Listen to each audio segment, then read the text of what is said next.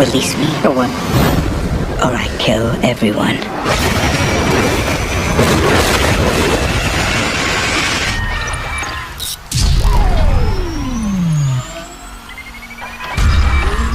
Pria ini bernama Clyde.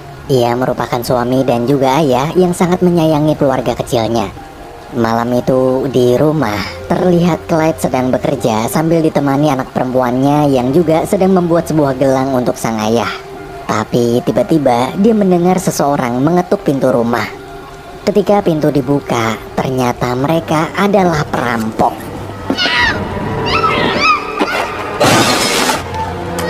You can't fight.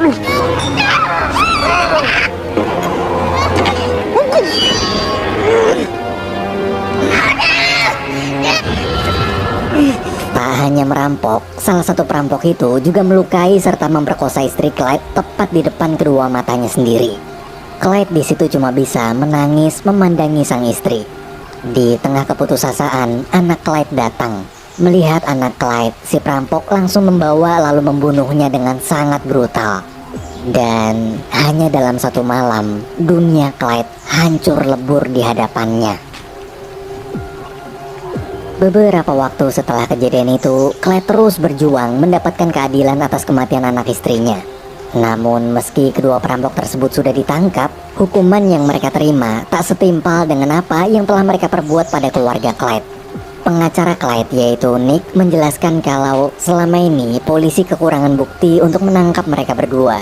Gara-gara si Ames sama Derby pakai sarung tangan, di TKP jadi nggak ada sidik jari sama sekali. CCTV nggak ada, terus kesaksian Clyde sendiri dinilai lemah karena waktu habis ditusuk, Clyde kondisinya setengah pingsan.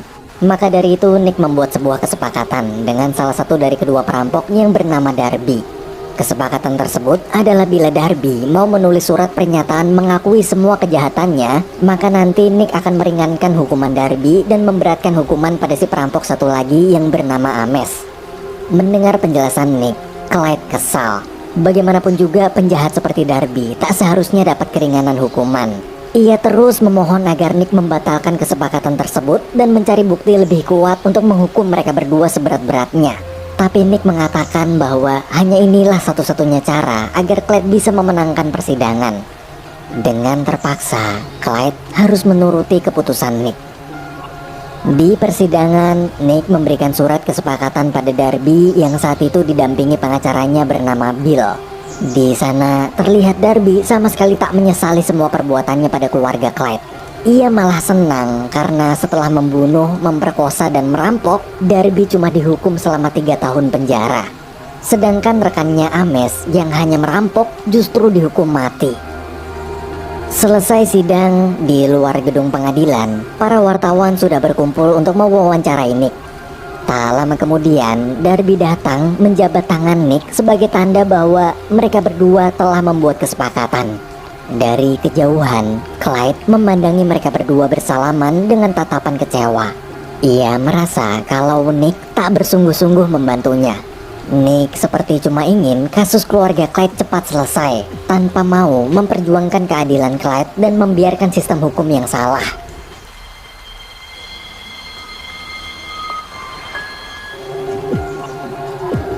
10 tahun berlalu, kini Nick telah menjadi pengacara hebat yang sangat terkenal di kota itu. Bahkan para polisi menghormati Nick karena berhasil membantu menangani banyak kasus penting negara. Ia juga sekarang memiliki sebuah keluarga kecil.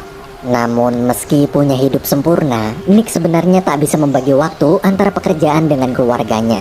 Dia selalu mengorbankan waktu berharga bersama keluarga demi urusan pekerjaan. Seperti hari ini, Nick lebih memilih datang menyaksikan eksekusi mati Ames dibandingkan menonton pertunjukan selo anaknya di sekolah. Saat eksekusi akan dilakukan, untuk terakhir kalinya di depan para pengacara dan petugas, Ames menyesal sambil meminta maaf dulu telah merampok rumah keluarga Clyde.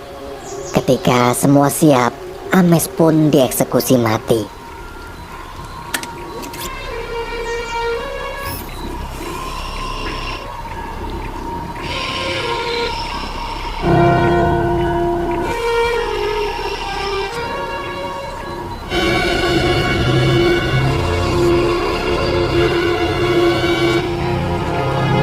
Namun beberapa saat setelah Ames disuntik cairan, ia terlihat begitu kesakitan.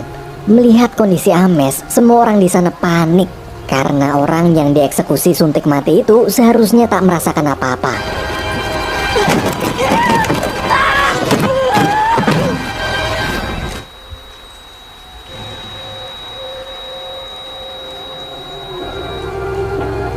Polisi pun segera melakukan penyelidikan. Salah satu polisi di situ menemukan barang bukti sebuah botol berisi racun. Selesai diperiksa, petunjuk mengarah pada Darby. Para polisi bersama Nick kemudian bergegas pergi ke rumah Darby.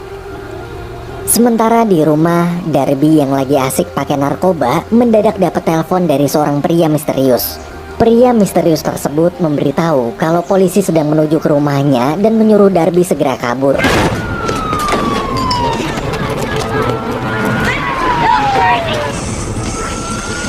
Di tengah pelariannya, si pria misterius memerintahkan Darby pergi ke sebuah pabrik tua. Di sana dia telah membius seorang polisi patroli agar Darby bisa kabur. Dalam mobil patroli, Darby menyuruh polisi tersebut pergi ke suatu tempat. Merasa polisi itu pasti akan memanggil rekan yang lain, Darby pun berniat membunuhnya. Tapi sebelum sempat menembak, pria misterius tadi menelpon lagi.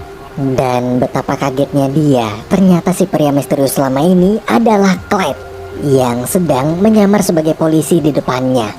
Karena panik, Darby langsung menembak Clyde.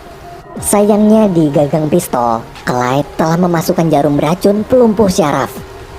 Clyde membawa Darby ke sebuah gudang kosong.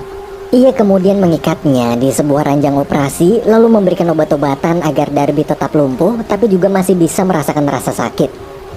Clyde di situ mengatakan bahwa dia akan menyiksa Darby terlebih dahulu sebelum membunuhnya. Sama seperti dulu dia menyiksa istri serta anak Clyde sebelum membunuh mereka.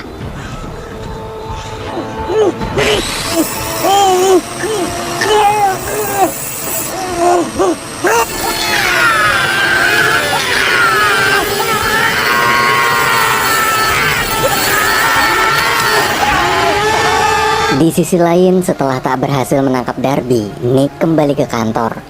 Saat sedang ngobrol dengan rekannya, dia dapat telepon dari polisi. Di telepon tersebut, polisi mengabarkan kalau mereka berhasil menemukan Darby. Namun, dalam keadaan sudah termutilasi. Mendengar kabar itu, Nick kaget. Ia lalu mencari tahu siapa pemilik gudang tempat mayat Darby ditemukan. Ternyata Clyde lah pemiliknya. Nick bersama pihak kepolisian pun bergegas pergi menangkap Clyde. Di rumah, Clyde terlihat sudah menunggu kedatangan polisi. Ia ditangkap tanpa perlawanan. Ketika Nick bersama para polisi menggeledah rumah Clyde, mereka bingung menemukan ada banyak sekali buku tentang dasar-dasar hukum. Padahal Clyde bukan seorang pengacara dan dia juga tak pernah sekolah hukum. Nick akhirnya menemui Clyde di penjara. Kali ini dia datang bukan untuk membantu, namun untuk meminta Clyde mengakui semua kejahatannya. Tapi ada yang aneh. Clyde di situ justru malah tak mau mengakui apapun. Ia terus mempermainkan Nick hingga membuatnya kesal. Posisi Clyde sekarang sama seperti posisi Darby dulu, yaitu kurang bukti. Tak ada sidik jari ataupun rekaman CCTV. Clyde ditahan cuma gara-gara gudang tempat Darby tewas adalah atas namanya. Clyde kemudian mengatakan bahwa dia mau membuat surat kesepakatan sama seperti Darby dulu. Anehnya kali ini Clyde nggak minta hukumannya dikurangin. Dia cuma minta sebuah kasur baru buat tidur di sel tahanan. Mendengar permintaan tersebut, Nick memilih pergi karena merasa Clyde hanya mempermainkannya. Di rumah, putri Nick dapat kiriman sebuah kaset video. Waktu itu bocah nonton videonya, dia langsung teriak ketakutan. Video itu adalah video rekaman saat Clyde memutilasi tubuh Darby. Sang istri lalu menelpon Nick dan menceritakan apa yang terjadi. Nick di situ berusaha menenangkan istri serta anaknya. Ia juga berjanji akan pulang cepat bila pekerjaan sudah selesai. Setelah telepon ditutup, Nick sadar kalau Clyde sekarang benar-benar sedang mempermainkannya. Nick terus memikirkan cara bagaimana agar Clyde bisa segera dipenjara. Sayangnya bukti masih kurang. Mau tak mau, Nick memutuskan untuk menerima tawaran Clyde memberikannya kasur baru. Esok hari di persidangan, Clyde memilih maju sendirian tanpa didampingi pengacara. Hakim kemudian menyuruh menyatakan pembelaan. Di depan hakim, Clyde bukannya mengakui semua kejahatannya, tapi dia malah bilang kalau dia difitnah. Pihak kepolisian tak bisa memberikan satupun bukti bahwa Clyde lah yang membunuh Darby. Mendengar pembelaan itu, Nick marah. Nick mengatakan pada hakim kalau dia dan Clyde telah membuat surat kesepakatan. Namun tanpa menyuruh Nick membacakan tuntutan serta isi surat kesepakatannya, ibu hakim justru menyatakan bahwa Clyde tak bersalah. Mendengar keputusan hakim tersebut, Clyde langsung tepuk tangan lalu mengejek ibu hakim yang dengan mudahnya meloloskan seorang penjahat hanya karena para polisi tak memiliki bukti kuat. Clyde terus menghina hakim hingga membuat ibu hakim marah lalu meminta petugas menahannya. Siang hari Nick kembali menemui Clyde. Ia ke sana untuk menagih janji soal detail kejadian bagaimana Clyde membunuh Ames. Di situ Clyde bercerita kalau dia membunuh Ames dengan menyamar sebagai polisi lalu diam-diam menukar tabung cairan dengan racun. Setelah mendengar semua cerita dari Clyde, ketika Nick mau pergi, Clyde mendadak menawarkan sebuah kesepakatan lagi. Kali ini Clyde meminta menu makan siang daging stick dan juga sebuah iPod untuk menemaninya makan. Ia menyuruh Nick mengantarkan makanan itu besok tepat jam 1 siang, nggak boleh telat. Sebagai bayaran, Clyde akan memberitahu di mana lokasi keberadaan Bill, yaitu pengacara yang membantu Darby dalam kasus pembunuhan keluarga Clyde dulu. Mendengar ucapan tersebut, Nick bergegas meminta rekannya mencari tahu kabar tentang Bill. Saat dicari tahu, Nick kaget ternyata Bill telah menghilang selama 3 hari. Karena tak memiliki petunjuk sama sekali soal keberadaan Bill, Nick terpaksa menerima kesepakatan Clyde. Esok hari, makan siang untuk Clyde datang. Tapi para polisi seperti meremehkan ancaman Clyde kemarin. Mereka sengaja mengulur waktu memberikan makan siangnya. Merasa Nick dan para polisi seperti meremehkan ucapannya, Clyde pun dengan sengaja menunda-nunda memberitahu di mana lokasi keberadaan Bill. Setelah dibujuk berkali-kali, Clyde akhirnya mau memberitahu di mana Bill berada. Nick bersama para polisi lalu segera pergi ke sana.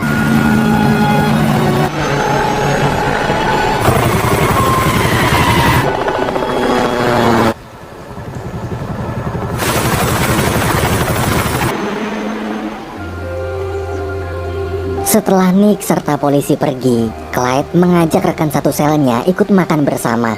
Diam-diam, Clyde mengambil sisa tulang dari daging stick, kemudian berjalan mendekati rekan satu selnya itu. Lalu...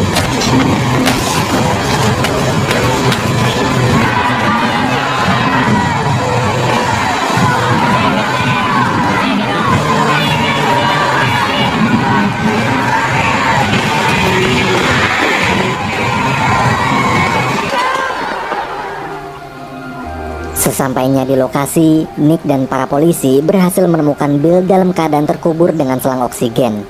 Namun sayang, Bill telah tewas hanya beberapa menit lalu. Selesai diperiksa, seorang polisi memberitahu Nick kalau tabung oksigen tersebut sudah diatur agar berhenti tepat jam 1:15. Sedangkan perjalanan mereka ke sana membutuhkan waktu selama 15 menit. Nick di situ menyesal. Jika tadi dia memberikan makan siang untuk Clyde tepat waktu, mungkin Bill masih bisa diselamatkan. Nggak lama kemudian, Nick dapat telepon. Di telepon, Nick dikabari bahwa Clyde baru aja dipindahkan ke sel isolasi akibat membunuh rekan satu selnya. Mendengar kabar barusan, Nick hanya bisa terdiam. Dia bingung apa yang sebenarnya Clyde inginkan. Malam hari, Nick diajak salah satu rekannya bernama Jonas untuk menemui seseorang. Orang itu adalah agen mata-mata Amerika Serikat yang dulu pernah bekerja bersama Clyde. Dia bercerita, Clyde sebenarnya adalah mantan agen rahasia pemerintah. Semasa aktif, Clyde telah banyak membantu para petinggi negara dalam menyelesaikan tugas-tugas besar. Orang tersebut mengakui Clyde adalah agen yang sangat hebat dan tak mungkin bisa dihentikan dengan mudah. Bila Clyde ingin seseorang mati, pasti orang itu akan mati. Bila Clyde ingin masuk penjara, maka dia pasti masuk. Walaupun dia sekarang sedang dikurung dalam jeruji besi terpencil, semua itu sudah bagian dari rencana Clyde sendiri. Ia lalu menyarankan bila Nick ingin menghentikan Clyde, maka satu-satunya cara adalah dengan membunuhnya. Merasa Clyde adalah orang berbahaya, esok hari Nick bersama Jonas pergi menemui hakim yang menangani kasus Clyde. Mereka berdua meminta sang hakim agar tak memberikan izin pada siapapun untuk menemui Clyde selama di penjara. Di tengah obrolan, telepon milik hakim berbunyi. Ketika diangkat, Hello?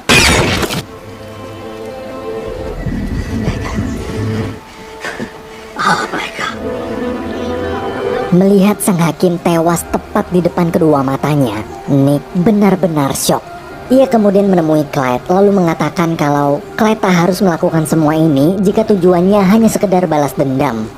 Clyde pun menjawab dia melakukannya bukan untuk balas dendam, namun agar Nick sadar bahwa sistem hukum di negara ini telah salah.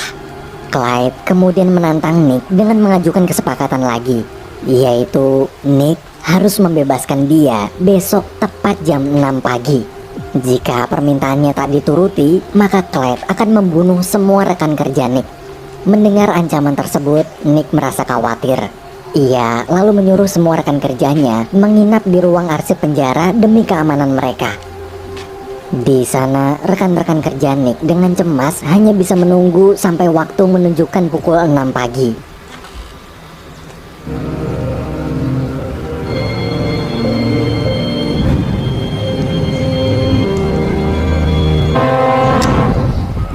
Setelah merasa tak terjadi apa-apa pada mereka semua, Nick begitu lega.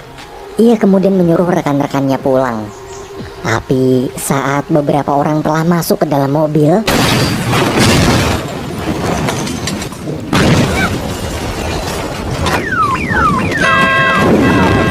Sir.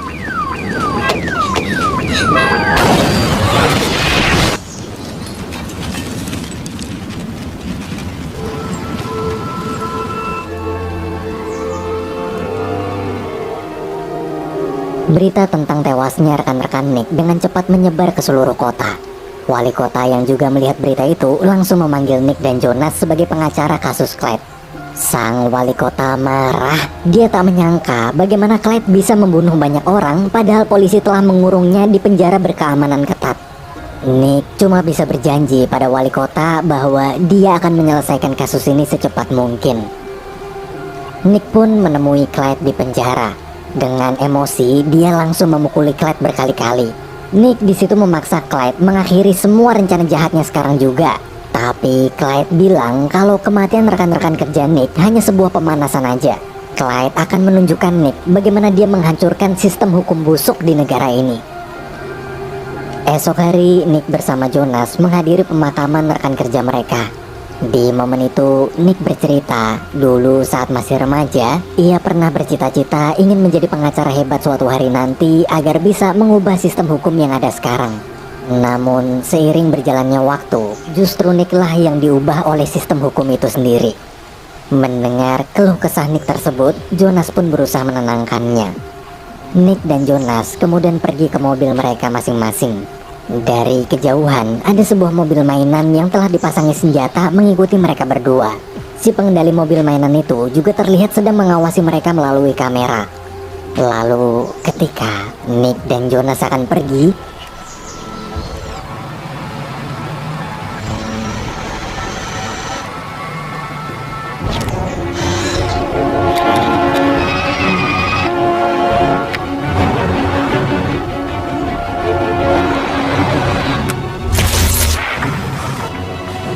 Electrical system's right. Then I can tell them to get Jonas away from me.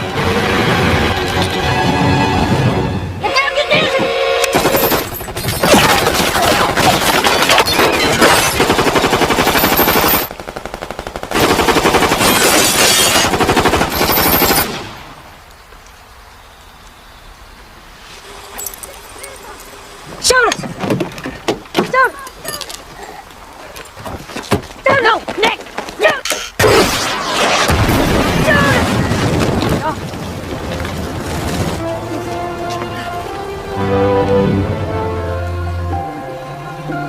setelah insiden kematian Jonas, Nick kembali menemui wali kota untuk mengajukan pengunduran diri.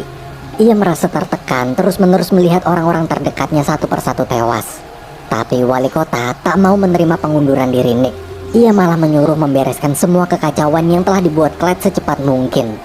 Sang wali kota lalu mengangkat jabatan Nick agar bisa mendapatkan akses semua informasi negara demi menyelesaikan kasus. Besoknya wali kota mengumpulkan seluruh staf pemerintahan. Ia menyatakan status kota kini dalam keadaan darurat. serta memerintahkan mereka untuk memberikan pengamanan khusus pada warga sekitar sampai kasus ini selesai.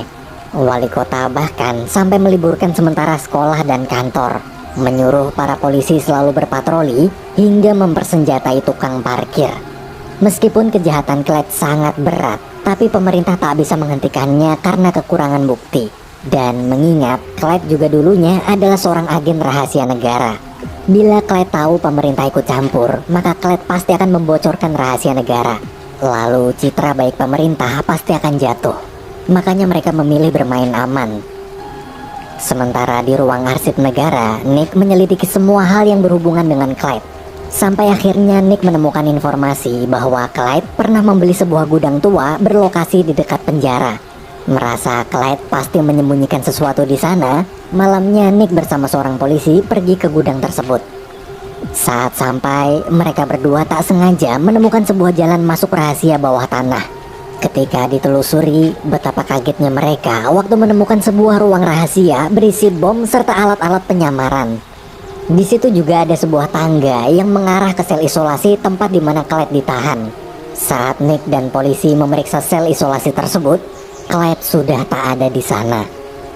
Kemudian Nick bersama polisi pun kembali menggeledah ruang rahasia tadi. Di sebuah meja, mereka berdua menemukan catatan rencana Clyde.